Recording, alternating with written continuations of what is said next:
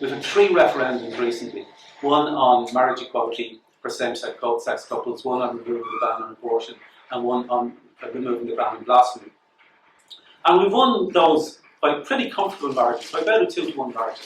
But I think it's very important that we don't, because of that, replicate the capitalist authoritarianism that we had in the past with a new secular authoritarianism. Don't assume the bad faith of the people you disagree with. So don't think that because, well, that person says something I profoundly disagree with, that they must therefore have a bad motivation for it. That this person is operating in bad faith.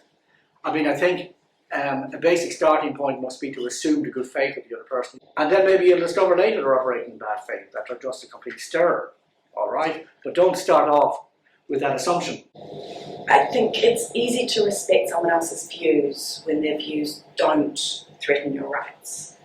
But when they do threaten your rights, and when the politics moves into that space, then how do you deal with it? There's also, in that context, I think, an idea of moral harm.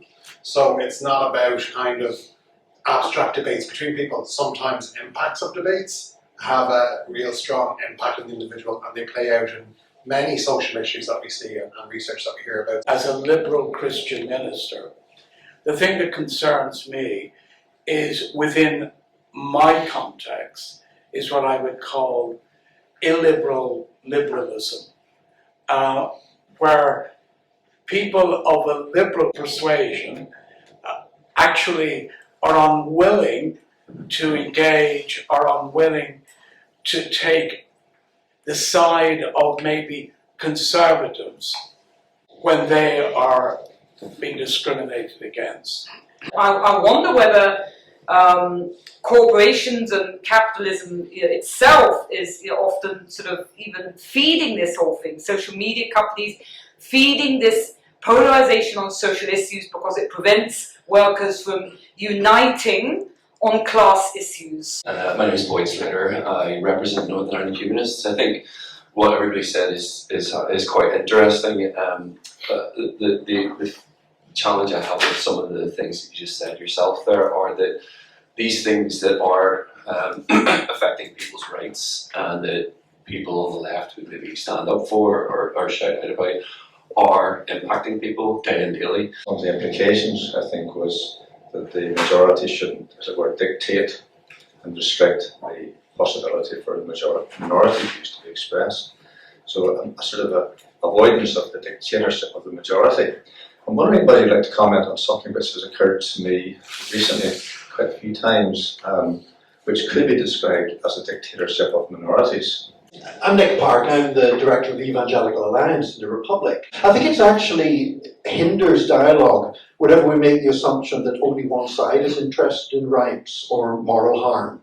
As somebody who's the parent of a profoundly disabled child, my stance on abortion is about moral harm. But I recognise that people on the other side of the debate are also concerned about moral harm. I'm pro-life. I'm conservative in that point of view. I do believe in the life of the child. But at the same time, I do also have to accept and agree, like Nick, on the other side. There is an opinion on the other side. I understand the rights of that person, that human being who has their own human feelings. These aren't just opinions. These are things which restrict people's rights. It's a human right, and it's an access to medical care that you're preventing when you try to stop women accessing abortion. This sort of idea of minorities and where minority positions come in also has to be thought of in terms of power. So you can be a very small minority group with stacks of power because of wealth, influence, position of powers previously. You talked about the paradox of intolerance, and it's worth thinking about where that comes from. That was Karl Popper, who was Austrian and moved to New Zealand, and as a philosopher worked through the ideas that actually we must insist on the right to not tolerate intolerance. How can we let people have these conversations and say these things without sticking up for the minorities that are hearing these as well? So, like, is it possible for us to move on from having hearing horrible things said about you, and are you meant to just sit and take it and not say anything?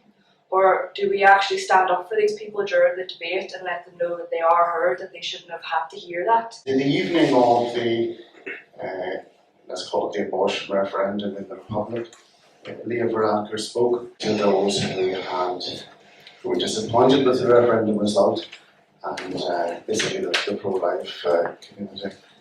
And he said to them he wanted to assure them Ireland was still the same country as it was the day before. It was just a bit more compassionate than it had been.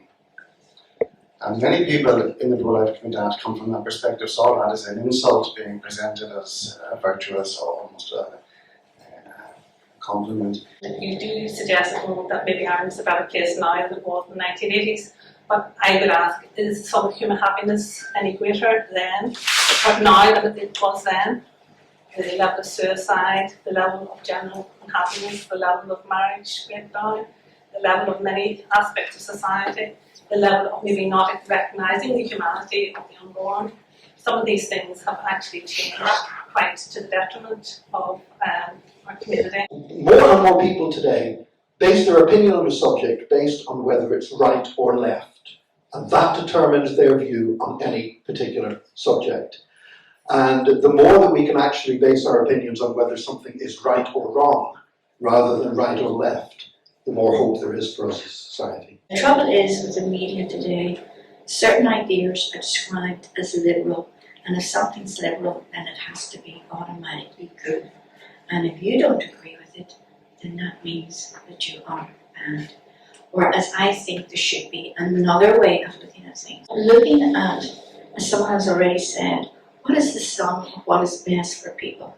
It depends on, how much power the person has who's speaking, and, they could say something, get it made into law, another person could say something in a joking way or something, and it's just an offhand comment, so I just thought it was interesting in terms of like the sort of power behind words sort of thing, and where that exists and where it doesn't exist. And the first reaction generally was, my goodness, your career is finished, you can't say that sort of thing and expect to be leader of a major political party anymore. And then, as time went on, attitudes to that seemed to change. So you begin to think it is actually sayable that you can't say such a thing in Scottish society now. People don't probably understand that Islam teaches, first and foremost, no compulsion. So I, as a Muslim, have no right to force my views on another.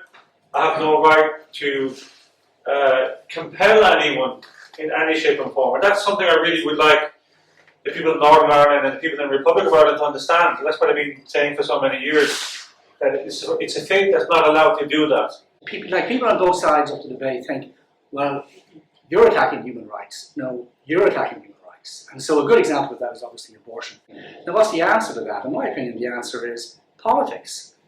All right, you just debate it within the public sphere, and that's why we developed democracy. At one extreme of the spectrum, there are people that you can't have reasonable dialogue with. At the other end of the spectrum, there's people that you don't have to have reasonable dialogue with because you agree with each other.